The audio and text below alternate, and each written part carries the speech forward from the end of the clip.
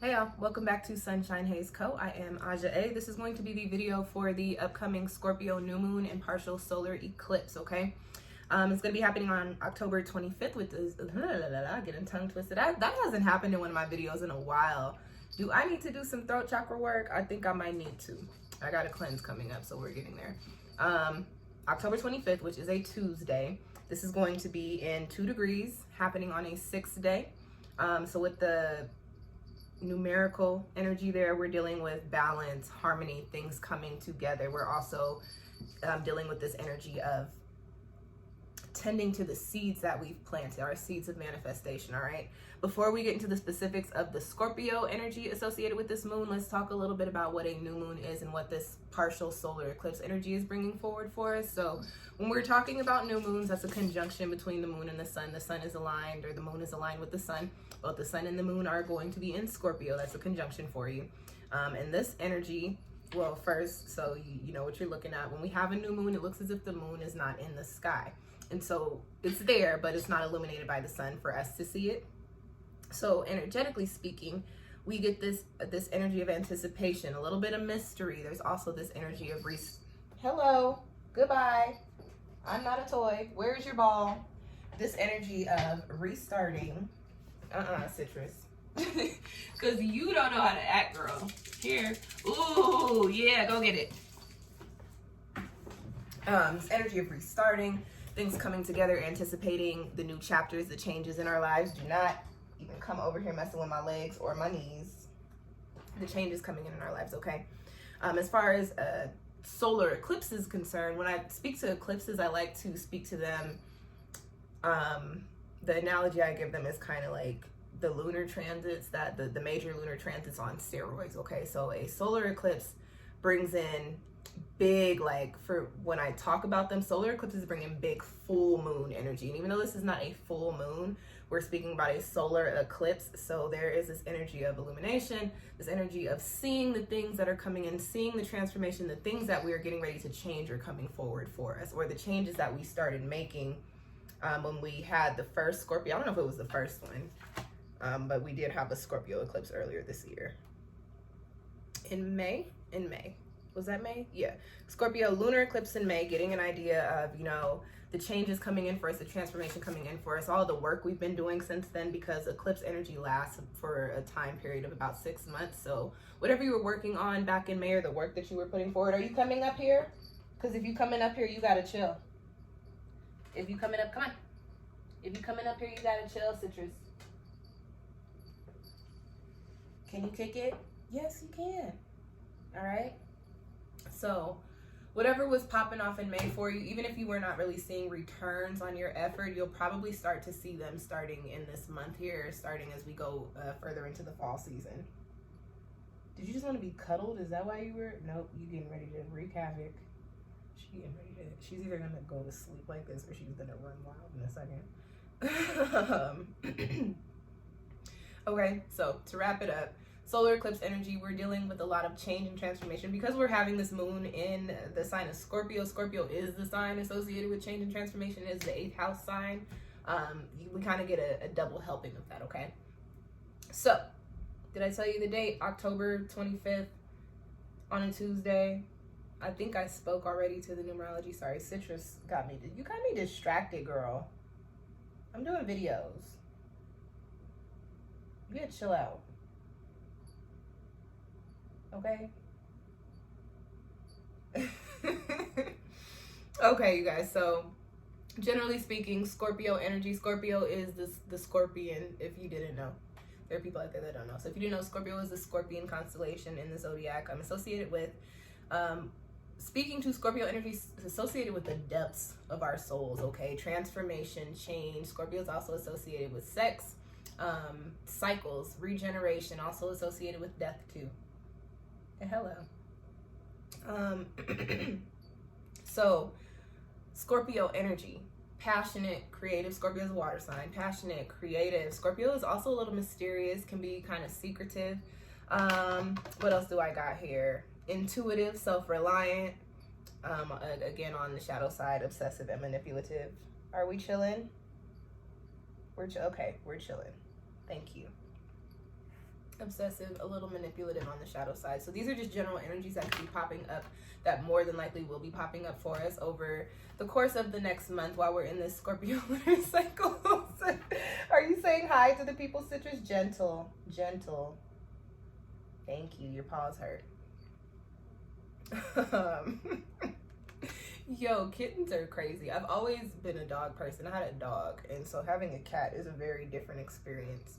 Okay, so let's get into the aspects for this moon, the specifics for this particular moon. We've got a conjunction to Venus, so the moon is lined up with Venus and the sun at the same time. Venus rules, you know, beauty, aesthetic, love. Venus also rules how we get to our money, okay? Although Venus is not the money planet, it's the planet of our creature comforts, and so our creature comforts come by way of how we make the money to get to them. So we're also looking at the things that we're passionate about with Venus. So that conjunction to the moon brings in this energy of peace. There's also this energy of just wanting to be or becoming a lot more emotionally connected to people and more emotionally involved, invested in things that you're passionate about. So this is a good time for passion projects, okay? There's also the energy here for a pop-in sex and a pop-in love life. Make it just stay safe, but have you some fun. Do what you want when you pop in. And also a time in which we may be really looking at the way that we present ourselves physically, like what our physical appearance looks like. Venus is the gentle. Venus is the appearance planet. So with it, with the moon being in Scorpio and we dealing with the appearance planet, we might be looking at a lot of us tapping into this energy of, okay, I want to feel sexy, so I'm about to look sexy. I'm about to make some changes to my physical, my personal appearance to be more in alignment with what sexy is for me, okay? All right, we've also got the moon making an opposition to Uranus, which is still in retrograde. We did have a lot of planets come out of retrograde or station direct during the... Hey, thank you for the love bites, but your teeth hurt. We've talked about this. They hurt. I gave you my hands. They hurt, Citrus. It hurts. I don't like being bitten anyways, so chill. Yeah, you can play with the pencil. I just need you need a bath today too. Uranus is still in retrograde. We had a lot of planets come out of retrograde station direct in the month of October, but Uranus is still in retrograde, okay? So Uranus is the planet of change. So I mentioned us having a double whammy of change, but looking like we got a triple whammy of change and transformation. Uranus is a planet of change and our abilities to adapt, okay? So with this being in opposition, there could be some negative emotions coming up. Again, we're dealing with Scorpio and the moon, so tapping into the depths of our souls. So some negative emotions coming up because we need to work with them so that we can bring forward the changes that we need in our lives, okay? There's also possibly some relationship problems. If you're in a romantic relationship, especially if you're in a relationship with somebody you're not supposed to be in a relationship with, all the planets stationing direct, relationship problems could be coming up. There's also just a general tendency to overreact or have very emotional reactions to any and everything, okay? We've also got the moon making a quintile to Pluto. The quintiles are not necessarily the most major aspects, but this one is a positive energy that I did want to speak about. Creative expression. I mentioned earlier, this is a good time for passion projects. Pluto, I'm saying Pluto because Pluto is associated with Scorpio. So anytime we're talking about Pluto, Scorpio, or 8th house energy, there is the energy there for creativity. Anytime we're dealing with the moon, we're talking about Cancer, so there's the energy there for creativity. Anytime we're talking about water, there's the energy there for creativity, okay? So creative expression, this is also a time in which we'll just be feeling more appreciative of beauty. A lot of us may be wanting to go to or find yourself popping up in these spaces in which you get to like look at beautiful art, maybe wanting to go to like galleries and stuff or create visual art or things of that sort. Don't be getting excited, excuse me, with my fingernails, because those are not toys either. Don't be, I see your little tail wagging. Don't be getting excited, Citrus. Don't be getting excited, girl.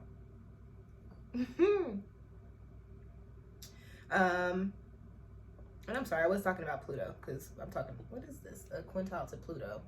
I don't know why, you know what, y'all? I don't know what I was talking about, but the moon is making a quintile to Pluto.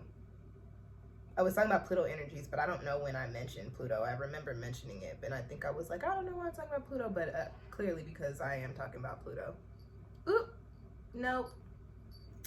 And so yeah, that's it for the aspects. Very quickly for rituals, y'all know I don't do a lot for my rituals. I do very quick intentions. I try to incorporate the elements or the colors or the zodiac that I'm working with. So I'll be writing my intentions in a new moon journal, and girl, my notes are on this piece of notebook. Excuse you. I'll be writing my intentions in my new moon journal. Speaking to the energies that I was talking about throughout this video. When you're writing intentions, you want to start, for your new moon, you want to start with I am, I have, I do, I can, I accept things that you are bringing into existence. This is not necessarily a time to get rid of things. That's more so for the full moon. So you want to stay away from the I release, I no longer, I cut off. This is a time for you to manifest. You know, everybody loves talking about manifestation with the moons. The new moon is the manifestation moon, okay? Full moons are not the manifestation moons. New moons are the manifestation moons. So this is a time to manifest for you, especially if there are changes. Especially if there are changes that you've been trying to make in your life that you just, for whatever reason, are having a very hard time making those changes. Use this eclipse energy and this new moon energy, the triple change energy, to manifest those things. Write them and speak them into existence, okay? I use a new moon notebook, which I don't use for anything else. I don't rip out scratch paper. I don't write phone numbers or anything in it. I've had this notebook, I want to say, from 2016 or 2017, and literally all it is new moon intentions. To work with crystals, I just hold them in my hands as I read my intentions out loud, and I put the crystals on them as I sit my moon somewhere in the moonlight. Even though it's a new moon, you know, you just somewhere in a window and intend. Spiritual work is all about intention, okay? Crystals, did I write down any crystals? Scorpio crystals off top, smoky quartz, I think obsidian. I use snowflake obsidian a lot when I work with Scorpio energy, so I want to say snowflake obsidian. Did I write any down? I did. Smoky quartz, unakite, shungite, yellow topaz. If you want to work with colors, which I will usually write my intentions in those in the colors of the zodiac, you can work with deep reds or purples. Those are colors associated with Scorpio, like maroons, burgundies, like deep royal purples. And if I also like to work with smells. So for water, I like to do smells that are either a spiritual water or something that is associated with water, like ocean breeze or like sea salt or something like that. And you can also work with sea salt for this moon if you want to like cleanse your stones or cleanse your crystals or something. You can also make some moon water and work with moon water. You can rinse your stones in that. You can bathe yourself in that. You can drink some moon water, just as long as you're not doing anything crazy with it. If you make moon water with crystals, you want to make sure that you're doing crystals that are not toxic. If you're going to drink your moon water or use it on your body, or use it like in your plants or anything, make sure they're crystals that are not toxic to humans or plants if you're using them in your plants.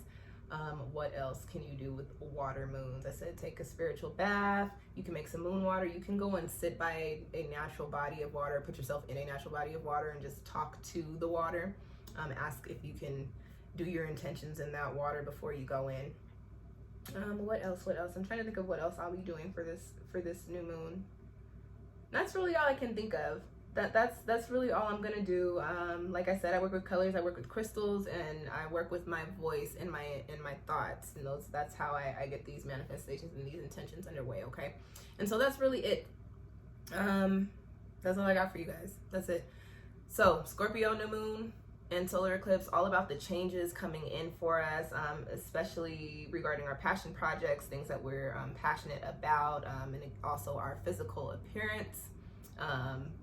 Just getting into a place where we want to feel sexy and be sexy. And what else to break it down generally? Just a general feeling of peace and positivity and emotional connections and feeling more passionate about things that we've got going on. And again, everything's not always unicorn and rainbows and glitters. These are just general energies. If you got some stuff hitting your chart, or if you got some energies that you need to work through, you might be on the shadow side of this stuff and be dealing with the more turbulent water energies and those emotional things, those emotions coming up to the surface and working through them. It just depends on how your chart is set up and also where you are in your own personal path and your own spiritual journey, okay? These are general videos. Keep that in mind. All right, you guys, people who are going to be the most affected by this moon are, of course, people with a lot of Scorpio energy in their charts, 8th house energy, Pluto placements. What was this moon in 2 degrees? 2-degree placements are within that orb, and a lot of water in their charts. Also, a lot of fixed energy. You got Scorpio, Taurus, Aquarius, and Leo. You got a lot of those placements. This will be a moon for you. Okay, this is going to be a very, very transformative time for you. And also, if you have a lot of Cancer energy in your chart, because we're talking about the moon, for those Cancers, I am so sorry to break it to you, but anytime we have anything intense going on with the moon, we feel it as well. Your girl is a Cancer sun, Cancer moon, Cancer Venus, South Node in Cancer, all the things. So anytime we got moon stuff going on, Cancer people feel it as well. People with a lot of that Cancer energy in their chart feel these things as well. Okay, and that's about it, you guys. Thank you for tuning in. If you like this video, do me a favor, hit the little thumbs up button, comment if you have any questions, subscribe if you're not already subscribed to my channel, and share this with your friends that like astrology, or especially a Scorpio people who need to know what's going on for the next month, or while we're in their lunar cycle, while we're in their season. Okay, thanks for tuning in. I'll catch y'all next time. Peace.